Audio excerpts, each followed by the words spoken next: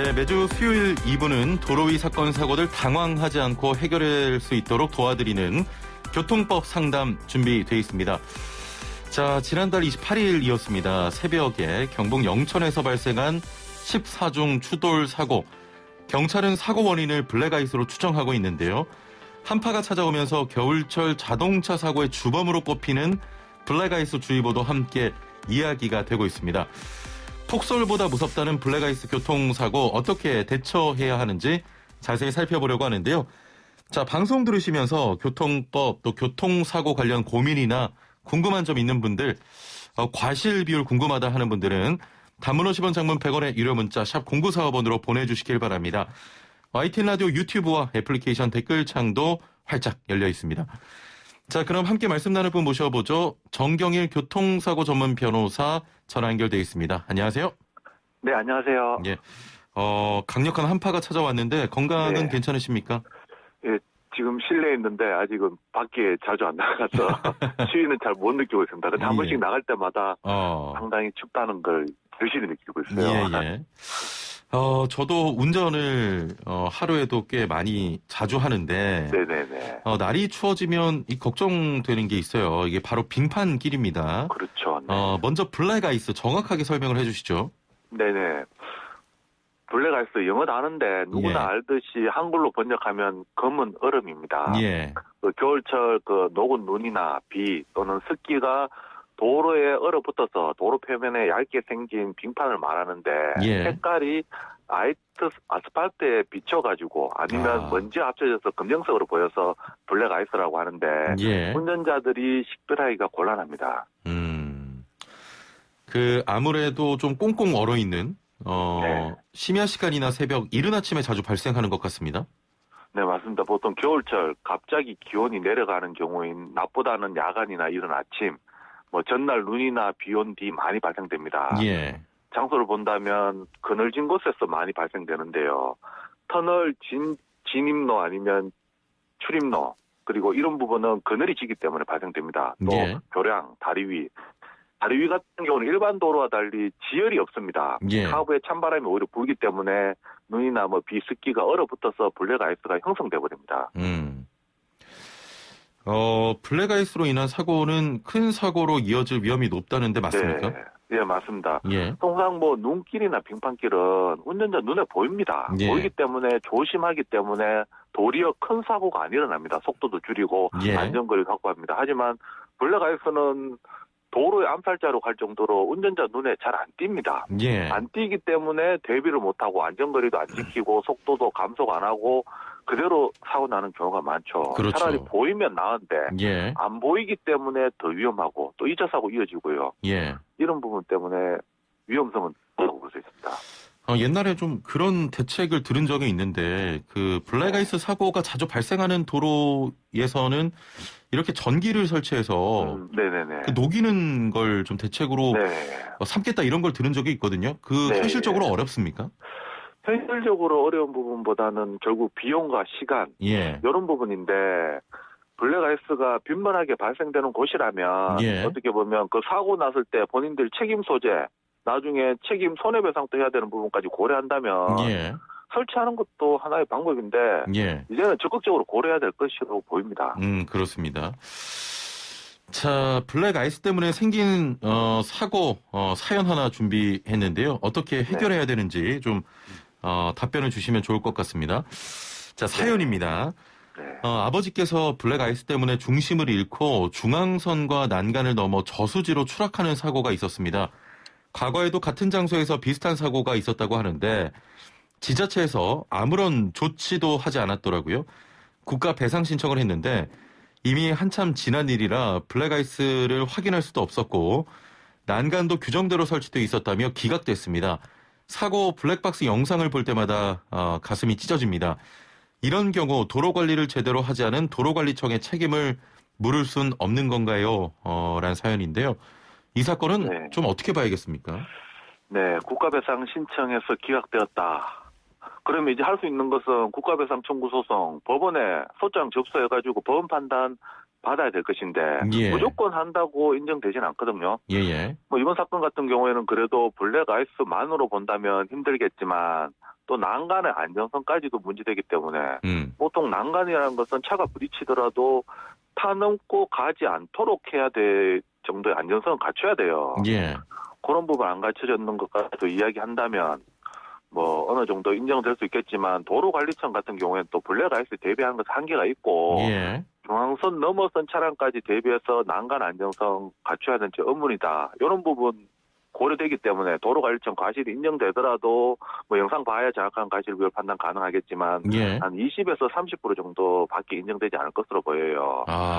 뭐 우선 이와 같은 사고 원인이 블랙아이스와 예. 또 난간이 차량을 타넘고 갈 정도로 안전성이 갖춰져 있지 못한 점 이것을 지적을 해야 되는데 예. 말이나 뭐 주장만으로는 안 되고 뭐 사고 당시 온도와 장소 그리고 전날 눈이나 비가 왔는지 등으로 블랙박스가 발생한 사실을 어느 정도 입증해야 하고요. 또 예. 난간의 안전성에 대해서는 규정대로 설치됐다 하더라도 그 규정이 법규가 아니고 내부 지침에 불과하기 때문에 하나의 기준은 되겠지만 면제부 주는 것은 아닙니다. 예, 예. 도로 난간의 안전성에 대해서는 공학감정 별도로 필요하고요. 또 과거에도 이런 사고 났다니까 그리고 또 난간이 규정대로 설치됐다 하더라도 차량이 타넘고 갈 정도 이러면 도로 자체 그리고 난간 자체의 하자로 봐야 될 것입니다. 예. 자, 그러면은 도로관리청에 과실이 좀 있다고 볼 수도 있는 것 같습니다. 네. 블랙아이스로 인한 사고 앞서 대부분 2차 사고로 이어지는 상황이 더 큰 문제라고 하셨는데 이 사고 운전자 입장에서도 너무 좀 갑작스럽게 생긴 일이지 않습니까? 그런 네, 경우에는 맞습니다. 과실 비율이 어떻게 되는 겁니까? 네, 보통 블랙아이스로 1차 사고가 발생되고 그걸로 끝났다면 뭐 단독 사고니까 예, 블랙아이스에 대해서 설치 관리자에게 도로관리청에게 책임 묻냐 안 묻냐 이 문제만 남는데 통상적으로 2차 추돌 사고, 3차 추돌 사고, 연쇄 추돌 사고 많이 발생됩니다. 연쇄 예. 발생하는 사고도 마찬가지고요. 그렇다면 이와 같은 사고에 대한 과실비를 어떻게 판단하느냐라고 했을 때 끊어서 판단해야 되거든요. 1차 사고 차량들. 1차 사고 차량들이 블랙아이스 때문에 사고는 발생했지만 이와 같은 사고에 대해서 안전운전 안 했다.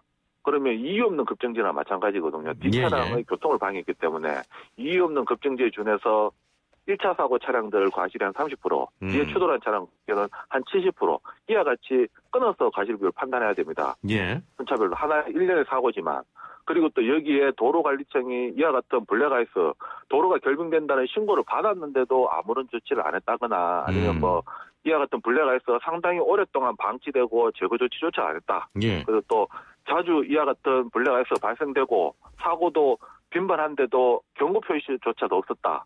뭐 또 도로관리 매뉴얼에 따라서 어떤 순찰해야 되는데 순찰조차도 안 했다라는 부분이 밝혀진다면 전체 손해에 대해서 도로관리청에게도 일부 과실 책임이 주어집니다. 아, 알겠습니다.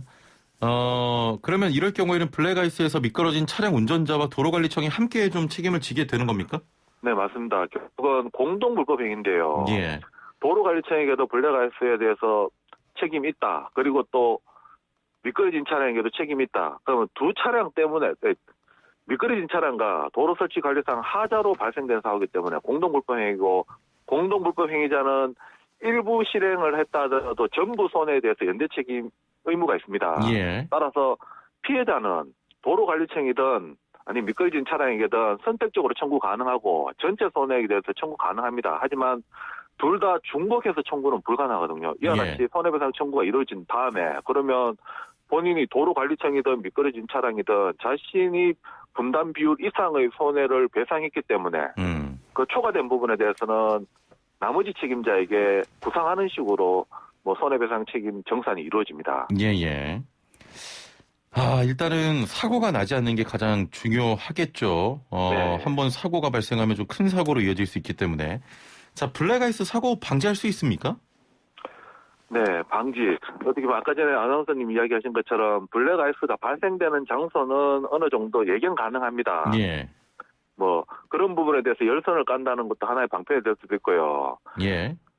가장 중요한 것은 운전자들이 안전거리를 최대한 확보하시고요. 평소보다 한 2배 정도 확보하셔야 되고 예. 뭐 속도도 제한 속도의 2분의 1 적어도 감속 운행하셔야 됩니다. 도로교통법 시행 규칙에도 빙판길에는 2분의 1 감속 운행하라고 되어 있거든요. 예. 이거 이상 그러니까 2분의 1 더보다도 50%가 아니라 40%, 30%더 감속 운행해야 됩니다. 예.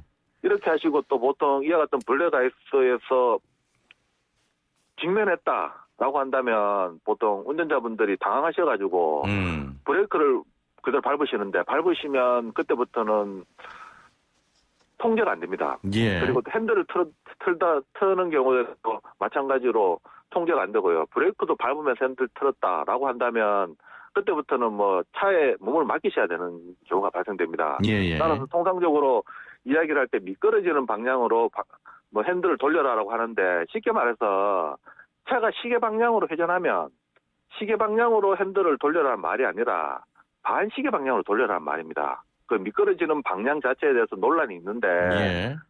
어떻게 보면 차가 시계 방향으로 미끄러진다 그러면 반시계 방향으로 핸들을 돌리시면 되고 예. 또 엔진 브레이크를 활용하는 것도 하나의 방법인데요. 보통 D 드라이브에 보면 좌측에 플러스 마이너스 표시가 되어 있습니다. 예. 네, 그쪽으로 좌측으로 돌리셔가지고 밑으로 한번 2번 정도 내리면 통상 진행하던 속도 기어에서 기어 속도가 내려갑니다. 예. 기어가 엔진이 자체적으로 속도를 감소시키기 때문에 브레이크 효과를 볼 수 있거든요. 예. 그 브레이크를 밟는 것보다는 엔진 브레이크로 속도를 줄이는 게 맞고 그다음에 풋 브레이크라고 해서 발 브레이크 그러니까 발로 풋브레이크를 밟으시면 안 되고 살살 밟으시면서 끊어 밟으시면 그래도 사고 방지에 좀 도움이 되지 않을까 하는 생각입니다. 예. 알겠습니다. 급박한 순간에 하기 어려울 것 같은데요. 네, 쉽게 생각해서 저는 이렇게 생각하고 있습니다. 네. 일단 이와 같이 블랙아이스에 직면했다라고 한다면 D드라이브에 기어봉이 있으니까 좌측으로 돌리고 2번 정도 밑으로 내리고 그다음 브레이크를 살살 밟고 핸들은 가급적이면 목표하는 방향으로 가되 시계 방향으로 돈다면 반시계 방향으로 살살 돌리는 식으로 한다면 뭐 최선의 방법이 아닐까 하는 생각입니다. 알겠습니다. 자, 지금부터 상담을 좀 이어가 볼 텐데요. 단문 50원, 장문 100원의 유료 문자 샵 0945번으로 자, 자동차 사고 관련해서 고민 또 궁금한 점 있는 분들 지금 바로 서둘러 보내주시길 바라겠습니다. 자, 7023인데요. 엊그제 터널 톨게이트를 지나자마자 블랙아이스 때문에 사고가 났습니다. 동생과 둘이 타고 있었는데 저는 괜찮은데 동생이 다쳤어요. 그래서 터널 관리 측에 보상 신청하려고 하는데 이런 경우에도 보상 신청이 안 됩니까? 라고 하셨네요.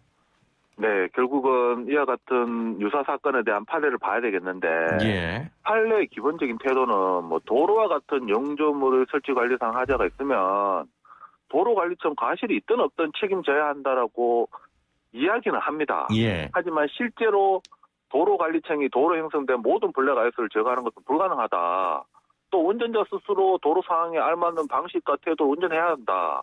그리고 또 블랙아이스 때문에 발생한 사고는 자연현상으로 난 사고다. 도로관리청 책임 인정 안 하는 것이 현실이거든요. 뭐 다만 예외적으로 도로 배수시설 등이 잘못돼가지고 블랙아이스 형성됐다. 그리고 또 블랙아이스가 있는데도 아무런 조치를 안 해가지고 방치할 정도 수치를 해가지고 사고를 키웠다라는 일부 과실 책임 인정되는데 지금 애청자님이 이야기하신 사유만으로는 보상 신청했다가는 기각될 가능성이 많아요. 아, 그렇군요. 네. 예. 알겠습니다. 8241번님. 골목길에서 빠져나오던 도중에 앞차가 휘청하면서 그립 브레이크를 밟길래 저도 밟았는데 둘 다 바닥에 있던 빙판에 미끄러져서 제 차가 앞차에 부딪혔습니다. 이런 경우에도 과실이 100대 0인가요? 좀 억울하네요. 라고 하셨네요.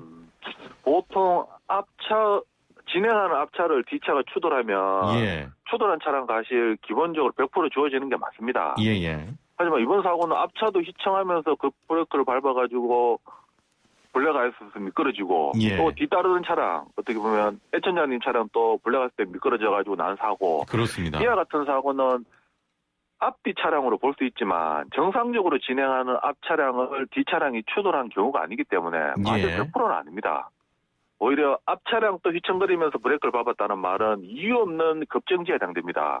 영상 봐야겠지만 적어도 이유 없이 급정지한 차량에 준해서 앞 차량에도 일부 과실 20에서 한 30% 정도 주어질 것으로 보입니다. 이 사건 같은 경우는 그냥 받아들이셔서는 안 되고요.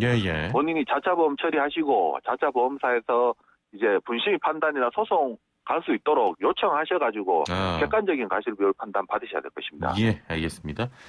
1586번님, 회전교차로 회전 중에 진입 차량으로 인해서 사고가 났습니다. 이럴 경우 진입 차량의 과실이 100% 아닙니까? 라고 하셨네요. 네, 이와 같은 경우도 회전교차로 우선순위도 한번 따져봐야 되는데요. 회전교차로 같은 경우에 신호등이 없습니다, 일단은. 예. 그렇기 때문에 실내 원칙이 100% 전적으로 적용되는 것은 아니고 서로 조심해야 되는 부분이 있어서 통상적으로 100대0 과실은 잘 안 나옵니다. 먼저 진입하는 차량이 가해 차량이 되는 건 맞고요. 보통 예. 회전하는 차량이 우선권이 있고 회전하는 차량과 진입 차량 간에 사고가 발생했다라고 한다면 기본적으로는 진입 차량 과실을 80%, 회전 차량 과실을 한 20% 정도 봅니다. 예. 이와 같은 기본 과실에서 뭐 진입하는 차량이 무리하게 완전 진입했다라든가 아니면 또 회전하는 차량이 악의적으로 진행하는 차량이 양보 안 해주고 그대로 진행해서 사고 발생됐다라고 한다면 뭐 10에서 20% 정도 과실이 수정됩니다. 하지만 예. 회전하는 차량이 우선권이 있고 피해자가 된다. 가피해자까지 바뀌지는 않습니다. 100대 0은 안 되는군요. 네네. 이번 사고 같은 경우는 100대 0으로 영상이 없다면 100대 0으로 판단해서는 안 되고요. 영상이 있다면 뭐 진입하는 차량이 뭐 아예 회전하는 차량 무시하고 과속하면서 완전 들이받았다라고 한다면 100대 0으로 보겠지만 또 그리고 진입 차량이 뒤에서 추돌했다라고 한다면 100대 0으로 보겠지만 그런 경우가 아니라면 회전하는 차량이 피해 차량이 되겠지만 20% 정도 과실이 주어지고 진입 차량에도 80% 정도 과실 주어질 것입니다. 알겠습니다. 자, 오늘 말씀 여기까지 듣겠습니다. 감사합니다. 네, 감사합니다. 네, 지금까지 정경일 변호사와 함께했습니다.